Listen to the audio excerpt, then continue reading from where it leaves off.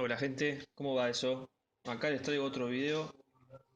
Eh, en el video anterior les comentaba un poco sobre el Deep Meter y cómo medir algunas cosas y demás. Fue un video relativamente corto para que no sea aburrido. Y en este video les voy a mostrar un poco una herramienta que para mí está buena, que es importante, que es un frecuencímetro. En realidad voy a hacer un video dedicado solo al frecuencímetro, porque tiene un programa que es corto, tiene 40 líneas de código, pero es un programa de complejidad intermedia, porque bueno, no es de las cosas que uno habitualmente acostumbra. Pero bueno, también si no les interesa, ya saben cómo funciona esto, se copia, se pega y sale andando, pero lo ideal siempre es, aunque sea tener una idea de cómo funciona. Les voy a ir adelantando un poco, pero bueno, lo que yo les quiero mostrar hoy es el frecuencímetro en sí, que es este que está acá, que está contando 12.28 MHz, como podemos ver, y lo comparo contra el frecuencímetro que está ahí abajo del osciloscopio, que dice 12.28, o sea que están viendo bastante bien. Tenemos un problema cuando nosotros queremos usar un frecuencímetro, ya que en muchos casos uno lo que piensa es, dice, bueno, tengo un generador de señales o una fuente digital. O sea, cuando uno mide frecuencia muchas veces la saca de algún circuito integrado digital, donde tenemos niveles lógicos, que pueden ser TTL, CMOS o alguna otra tecnología, que casi siempre el uno lógico está por encima de los 3 volt, por ejemplo, o 2 volt y medio, y el cero lógico está por debajo de los 800 milivolt. Bueno, depende de la lógica y la tecnología. Pero tenemos un ciclo marcado, como uno y como cero. No es una señal débil, a eso voy. Y el microcontrolador suele entender esa señal lógica, ese uno y ese cero, como un uno y un cero, precisamente, y no tiene problemas. El mundo de electrónica digital es muy distinto al de la electrónica analógica, y en la electrónica digital, por ejemplo, tenemos una inmunidad al ruido eléctrico mucho mayor, porque al tener una señal que para que sea un uno lógico, en lógica TTL, por ejemplo, tienen que ser arriba de los 4 volt, y para que sea un cero lógico tiene que ser por debajo de un volt, para dar un ejemplo. Si nosotros tenemos una tensión, una fuente que mete mucho ripple, que mete mucho ruido eléctrico, y ese ruido eléctrico tiene, por ejemplo, 200 milivolt, que es un ruido enorme para una fuente, pero supongamos un caso extremo, tenemos 200 milivolt en una señal que tiene 4 volt y medio, por ejemplo, o sea que puede ser más o menos 4.7 o 4.2, perdón, 4.6 o 4.2, ya que son 200, más o menos 200 milivolt de los 4 que tiene, de los 4,4. Entonces, para un circuito digital, la verdad es que no le interesa mucho, porque para el circuito digital ya es un uno. Entonces, como es un uno, lo va a tomar como un uno y no le va a importar ese ripple, ese ruido eléctrico. Pero si nosotros trabajamos con electrónica analógica, nos vamos a encontrar con que la cosa no es tan así y acá influye mucho el ruido. Entonces influye tanto que tenemos que usar fuentes que tengan una buena inmunidad al ruido, que tengan un buen filtrado, que usualmente en un laboratorio de electrónica no se usan fuentes switching, si bien existen, pero las que se usan con fuentes switching son fuentes de switching de una calidad muy alta, que no es normal encontrarlo en las fuentes que uno compra, y muchísimo menos salgan corriendo a comprar el modulito LM2570 y pico y qué sé yo, que venden por todos lados o sus derivados, porque eso también mete ruido. O sea, lo que yo estoy diciendo, a ver si lo puedo agarrar, es esto, este tipo de módulo que está bueno, funciona re bien y qué sé yo, es lindo, disipa muy poca temperatura, tiene buen rendimiento, todo lo que ustedes ya saben de una fuente switching, pero la verdad es que cuando uno ve una fuente switching que tiene 5 componentes, también tiene que preguntarse un poco por adentro, con 5 componentes tengo una fuente de buena calidad. Cuando nosotros desarmamos un equipo médico, por ejemplo, o un osciloscopio que tiene una fuente de switching y vemos que la fuente de switching del osciloscopio no tiene 5 componentes, tiene 500 componentes. Entonces, no tanto como viendo, pero tiene unos cuantos más, una centena por lo menos. Entonces, ahí es cuando uno se empieza a decir, ¿por qué esta fuente que yo estoy usando tiene 5 componentes y aquella tiene 80? Y bueno, algo hay, no es solamente hacer switching, es también, viste, el filtrado y demás. Podemos meter a la salida de una fuente switching un regulador de tipo LDO que nos va a proporcionar lo que vendría a ser un filtrado que es bastante bueno.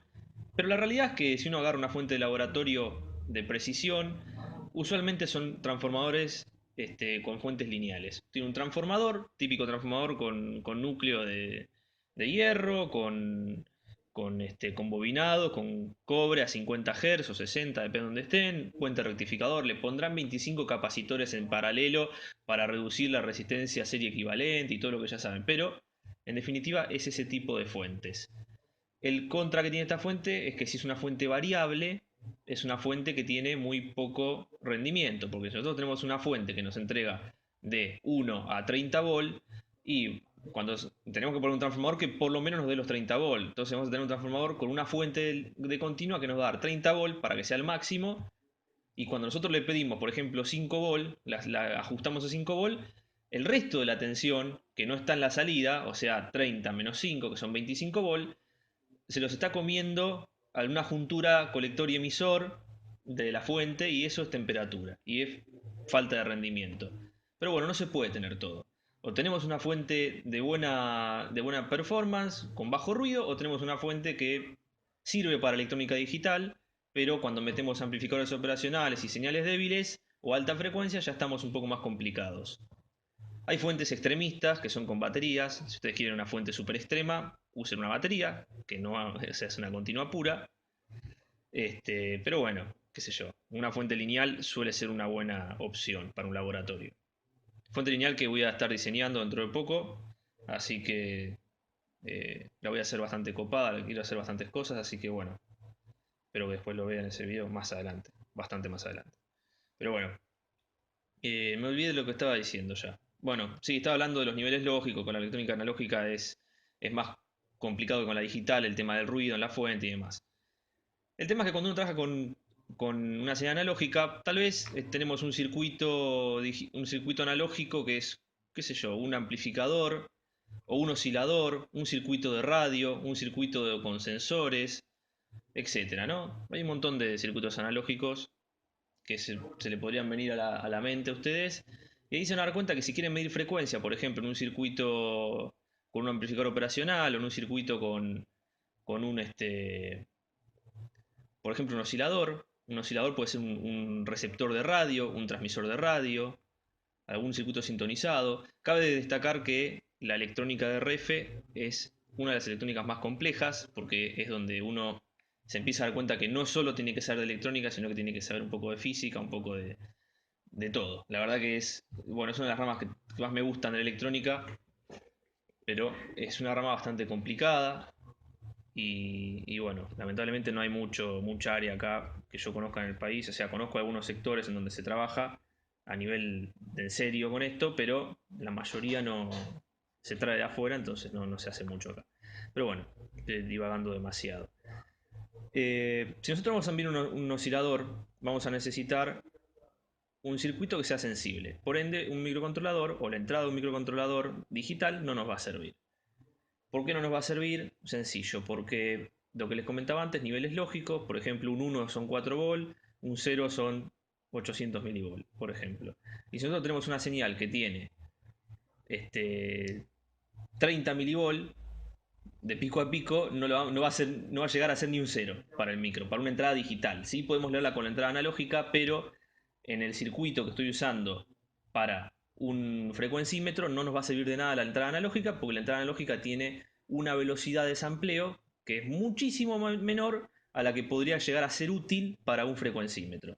Yo acá estoy hablando de un frecuencímetro que llega fácilmente a los 50 MHz y está muy lejos de llegar a esa frecuencia un conversor analógico digital de un microcontrolador. Tal vez algún DCP o un FPGA tenga más suerte, pero en este microcontrolador no. Eh, si nosotros tenemos que alimentar una señal que tiene 50 o 30 milivolt, tenemos que amplificarla. Sí o sí no nos queda otra. Para eso les traje este circuito que es un amplificador. Yo le puse amplificador para frecuencia, pero es un amplificador multietapa, son dos etapas en cascada con acoplamiento con capacitor. Es un circuito que lo tengo acá, está andando, no es que está ahí dicen, en el dibujo y ya está. Yo usualmente cuando les muestro algo ya lo probé, no lo tengo, no lo traigo así teórico para nada. Lo simulé también en el LT Spice, El LT Spice es un programa que está bastante bueno para todo lo que es simulación de electrónica, es bastante fiel a la simulación y si ustedes usan algún otro programa como el Proteus y demás, van a ver que en la parte de abajo, en la ventana dice, cuando ustedes simulan, dice que está usando Spice. O sea que la verdad que todos terminan usando el motor de Spice para simular porque es lo que mejor funciona, digamos. Entonces el LT Spice es un programita que se lo bajan de LT Spice, de Linear Technology, y es gratis. Pesa 20 megas, una cosa así, y es gratis. Es un poco áspero, no es un Proteus, el Proteus es más amigable a la interfaz gráfica y todo lo demás, pero funciona. Y funciona bastante bien. Lo que tenemos acá es, en este circuito tenemos un oscilador conformado con, es un oscilador libre, quiere decir que el oscilador tiene un circuito tanque que funciona deliberadamente a la frecuencia física que le determina el circuito tanque, en base a un transistor del tipo JFET. Estoy usando un MPF102, es el mismo que estoy usando para el DIMMeter. De hecho, están dando el DIMMeter, es eso. No vamos a andar diciendo otra cosa que no es porque es eso. Pero bueno, en realidad el DIMMeter es un oscilador, o sea que nos sirve para comprobar esto. Pero es un oscilador que nos entrega una señal muy débil. Por ejemplo, lo que le decía recién, alrededor de los 50 milivolts aproximadamente. Por lo que les comentaba antes, tenemos que amplificar esta señal y para eso tenemos que hacer un amplificador. Cuando nosotros trabajamos con este tipo de circuitos de RF, hay un concepto en amplificadores y en etapas y en transistores y en electrónica que se llama impedancias, que son impedancias de entrada y de salida. Por ejemplo, un voltímetro, un instrumento de medición voltímetro, tiene que tener una impedancia de entrada muy alta. ¿Por qué? Porque si el voltímetro tiene una impedancia de entrada baja, o sea que si yo tengo un voltímetro, quiero medir la tensión de una pila y el voltímetro adentro tiene una resistencia de 1 ohm y yo pongo una pila en ese voltímetro, es como si estuviese poniendo una resistencia de 1 ohm a la pila. O sea que va a circular muchísima corriente y lo que voy a medir en tensión es la caída en la resistencia interna del instrumento. Y no nos sirve. El voltímetro ideal es un voltímetro que tenga una impedancia de entrada infinita, una resistencia interna infinita. Por eso, si nosotros vimos una pila, la pila no debería ni enterarse de que hay un instrumento colgado de los bornes para medición. Que en la realidad, obviamente no pasa, hay una resistencia alta, pero hay una resistencia. Y las impedancias de salida, por ejemplo, un amplificador suelen ser bajas. Como en el caso del amperímetro. El amperímetro nosotros solemos ponerlo, en realidad no, se pone en serie a la carga que queremos medir. Y mientras más chica sea la resistencia que ponemos en serie a la carga, más fiel va a ser la medición. Porque si nosotros tenemos que medir un LED que tiene que circular 10 mA y el amperímetro tiene una resistencia de 2K, y la verdad es que la resistencia misma del amperímetro va a hacer que se limite la corriente y el LED en vez de llegarle 20 mA va a llegar a 5 y ya estoy midiendo mal. Entonces lo ideal es que el amperímetro tenga una impedancia muy baja, una resistencia tendiendo a 0. Sería ideal. Que tampoco pasa, pero bueno. En este caso el amplificador tiene una impedancia de entrada y una impedancia de salida. Si nosotros queremos medir la frecuencia que sale de este oscilador, que es un oscilador muy débil, de una señal muy baja, en el orden de los milivolts, tenemos que poner un medidor, un voltímetro, como el ejemplo recién, o un medidor que tenga una impedancia de entrada muy alta. ¿Para qué? Para que la impedancia de entrada del medidor no genere una caída de tensión en el circuito que queremos medir y no nos achique la amplitud de la señal o no nos saque de frecuencia del oscilador. Entonces, para eso lo que tenemos que hacer es una etapa de entrada de alta impedancia y una etapa de salida de baja impedancia para el osciloscopio, o para el PIC, o para la fuente que va a medir la frecuencia. Para eso viene este circuito, que tenemos dos etapas. La etapa de la izquierda, que es la etapa de alta impedancia, es una etapa con ganancia unitaria, en realidad no es unitaria, es menos que 1, está alrededor del 0,90 y pico de ganancia. Yo después les voy a dejar en la descripción un video que hice sobre amplificadores, que mido tanto la polarización en continua, punto Q, recta de carga y demás, como también mido después el análisis híbrido, parámetros híbridos, o Giacoletto, como le quieran decir, para lo que es alta frecuencia. También sacamos el diagrama de Bode. No, el diagrama de Bode no había sacado. Había sacado respuesta en frecuencia, nada más, el ancho de banda y demás. Pero bueno, les voy a dejar ese video que les va a servir para calcular esto. Tenemos un circuito que tiene una impedancia de entrada muy alta, en el orden de los 800 o 900K, lo cual está bastante bueno. A la salida de este circuito tenemos otro circuito que es un amplificador, un simple amplificador, y que tiene el circuito entre los dos, tenemos alrededor de 25 veces de ganancia. O sea, lo que entra por acá se amplifica 25 veces acá, en esta resistencia. Obviamente nosotros no tenemos una resistencia acá, sino que lo que tenemos es el osciloscopio o el PIC, pero bueno, yo lo puse para poder graficar este circuito.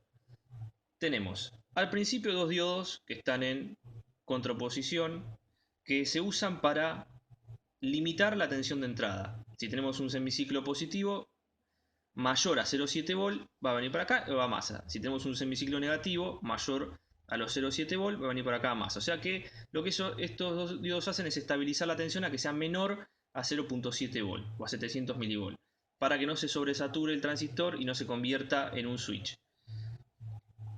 Tenemos un acoplamiento, un pull-up o resistencia de base, RB. Tenemos resistencia de emisor. Este es un circuito colector común. Y tenemos otro acople de un nanofaradio. Pueden variar el valor del capacitor, C1, C2 y C4, ya que son totalmente de recorte para lo que sería la respuesta en frecuencia. Este no lo deberían variar tanto, porque si varían este va a variar todo el circuito y va a tener una ganancia mucho menor y va a saturar y cosas que no queremos que pasen. Tenemos dos resistencias R4 y R3, que son las resistencias de polarización. Esto es para que el punto Q del transistor se encuentre en el medio de la recta de carga y no esté ni en saturación ni en corte. De esta forma garantizamos que nos amplifica la señal y tenemos la máxima excursión simétrica a la salida. Resistencia de emisor. Y acá uno siempre va a encontrar una resistencia de colector. Pero ojo, este choque, que le faltan las rayitas indicando el núcleo, que se las voy a poner ahora, unas rayitas acá, ¿sí? Este choque cumple dos funciones. La primera de ser una resistencia de colector híbrida dependiente de la frecuencia. ¿Qué quiere decir? Como es un inductor, el inductor varía su inductancia o su reactancia inductiva en función de la frecuencia que lo atraviesa. Si nosotros ponemos una frecuencia muy alta, el componente, la reactancia inductiva va a aumentar y viceversa. Entonces, lo que nosotros tenemos que hacer es poner un inductor ahí para que se auto modifique la polarización de este transistor en función de la frecuencia. Cuando la frecuencia es muy alta, lo que sucede es que suele perder sensibilidad el circuito amplificador. Esto va a pasar en cualquier circuito. La mayoría de los transistores, cuando se acercan a la frecuencia máxima, empiezan a perder ganancia. Y por eso nosotros lo que hacemos es poner un inductor para que compense esa pérdida de ganancia y aumente un poco la amplitud. Y cuando la frecuencia es más baja, que aumente un poco la impedancia en ese sector y baje un poco la amplitud. Para que siempre sería como una especie de AGC medio trucho, un control automático de ganancia trucho.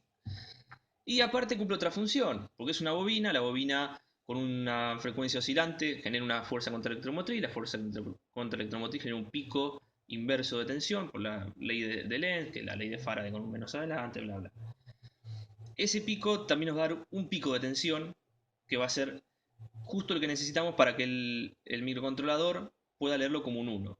Pero ojo, que es una bobina y la bobina no nos va a dar 5 volts, nos puede dar mucho más que eso. 20 volts, 30 volts. Es como una fuente switching. La fuente de switching hacemos oscilar una bobina. Entonces acá que tenemos otro capacitor de acople, una resistencia de 50 ohms y un Zener de... Zener, bueno, no me acuerdo cuánto era, yo supongo que será de 5 volts o 4,7, pero bueno, póngale uno de 4,7 o 5 volts. Y esto lo que hace es, ese Zener lo que hace es básicamente limitar la tensión de salida a 5 volts. Si hay más de 5 volts lo recorta. Eso es lo que hace. Creo que era de 4,7 volts ese Zener. Entonces tenemos un circuito amplificador multietapa que está funcionando. Estos transistores soportan hasta unos 200 MHz, o sea que no tenemos problemas. Si queremos más frecuencia tenemos que modificar todo. Obviamente todo esto va en placa de circuito impreso, no en protoboard. A mí me anda porque no sé, mis protoboards son mágicos, pero esto va en protoboard. Si van a hacer un circuito que funciona a más frecuencia, por ejemplo, tienen que usar algún circuito, algún transistor de la línea BF, que son los que se usan en UHF y demás. Tienen que hacer PCBs en doble capa, usar la capa de abajo para una malla, hacer agujeros PTH, que son el tipo True Hole, pero con agujero metalizado para que se conecte la más abajo con la de arriba. Bueno, hay un montón de técnicas muy largas para hablar sobre RF en circuitos impresos, el filtrado de RF y demás, y el problema que van a tener con eso es que una vez que hagan filtros en RF, hagan microstrip, el matching y todo lo que ustedes ya saben adentro de un PCB, que después van a caer en otro problema. Tienen que corroborar que su PCB está funcionando realmente como quieren, y para eso necesitan generadores de señales de alta frecuencia, analizadores de espectro, osciloscopio de alta frecuencia, bueno, un sinfín de cosas que usualmente no se encuentran en una casa, son más de un laboratorio. Pero bueno, acá les voy a mostrar, tenemos la señal de entrada, seteada a más o menos 100 mV, 200 pico a pico, y la señal de salida que está entre, vamos a decir, 0 y 4.7 volt, pero podemos ver cómo primero invierte, porque en este caso no tenemos inversión y acá tenemos un circuito inversor. Entonces invertimos, tenemos un ciclo positivo, acá tenemos uno negativo. O sea que acá hay un negativo, acá hay un positivo. Está invirtiendo. ¿Nos importa? Y no nos importa, la verdad, para un frecuencímetro. Pero bueno, hay que tenerlo en cuenta. Si queremos volver a invertir, hay que agregar otra etapa seguida a esta para que vuelva a invertir 180 grados y tengamos la misma fase. Pero en este caso no nos interesa. Como podemos ver, el circuito funciona más que bien. Tenemos el osciloscopio, tenemos el PIC, todo lee perfecto, misma frecuencia. Y acá podemos ver cómo yo variando esto, yo acá lo que le pongo al dimmeter, ustedes van a encontrar en internet 7 millones de circuitos de dimmeter o lo que se conoce como ondámetro de absorción, que son con el circuito típico tanque, que es una bobina y un capacitor variable en paralelo. El capacitor variable es muy caro, es muy difícil de conseguir, las casas electrónicas de acá cuesta que lo tengan y demás. O la opción barata es poner diodos Varicap. Barata entre comillas porque los diodos Varicap reales, los BB205, 105, etcétera, 20.000 millones de modelos que hay, son caros y no son muy fáciles. Se consiguen pero no son tan fáciles por ahí. Y si se consiguen son caros. Los diodos comunes rectificadores tienen también una capacidad interna que se puede aprovechar como un diodo Varicap. Yo estoy usando acá dos diodos del tipo 1N4007, el típico diodo rectificador de un amper que se usa en la fuente. Bueno, ese diodo. Los tengo conectados en serie, en oposición y en serie, y esta serie en paralelo a esta bobina. Entonces tenemos el circuito tanque. Lo que hacemos es tomar el nodo, donde están unidos los dos, y ese nodo lo polarizamos con una tensión que se le suele decir vías, que es polarización, y le damos una tensión continua con este potenciómetro. Entonces usamos un potenciómetro común, usamos dos diodos comunes y tenemos un capacitor variable.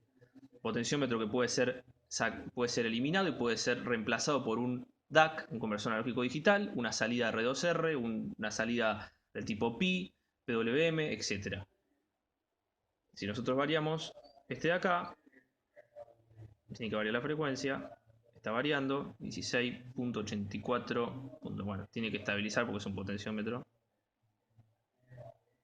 Pero bueno, básicamente es eso. Bueno, pasa que estoy viendo a través del visor de la cámara y me confundo a veces lo que agarro. Si bajamos más, 12.26 megas. Quiero darle poquito a ver si puedo subir un poquito.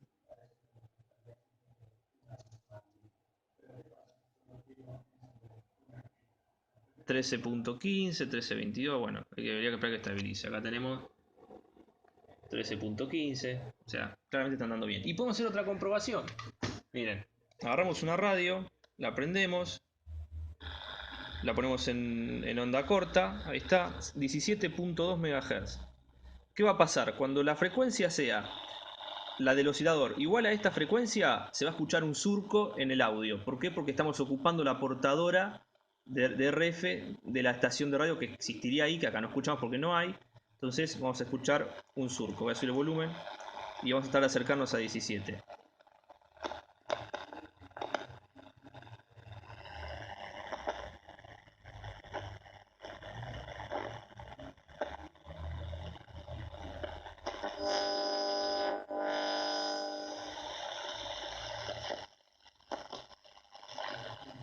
Me está dando para el otro lado, me parece.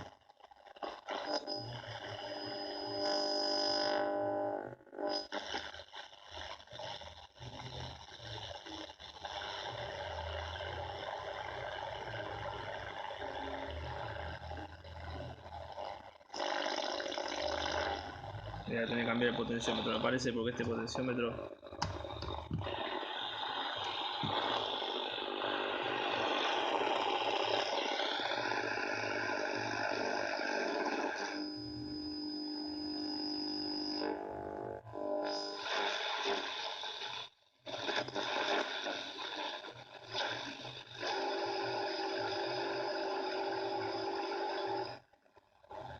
Ahí estamos. Vamos a cambiar de preset para probar otro. ¿Cómo era que se hacía esto? A ver, preset. No, 9 MHz no, porque volví a hacer lo mismo. Bueno, tenía una en 14 y ya me pasé. ¿Dónde está la de 14? Ahí está. 14 megas. Vamos a bajar.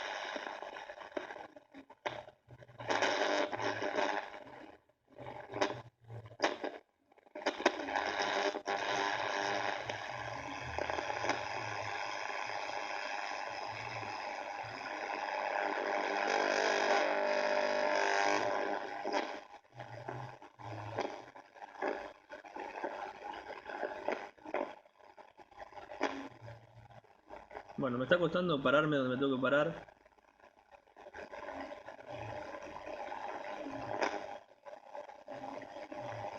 Bueno, no me puedo parar donde tengo que parar porque este potenciómetro 50K. Tendría que ponerle otro potenciómetro en serie para hacer un ajuste fino. Pero bueno. Uy, toqué todo. Rompí todo. Pero bueno, igual quería mostrarles 13.54 que va ahí. 13.54. Bueno, básicamente les quería mostrar esto. Después voy a subir esto a la página. Si lo tienen, lo pueden descargar, lo pueden mirar. Hice un pequeño PCB chiquito para esto, que después lo voy a dejar también ahí, si les interesa. Obviamente, lo pueden ver. Me parece que también la culpa la tenía este. Está bien, sí.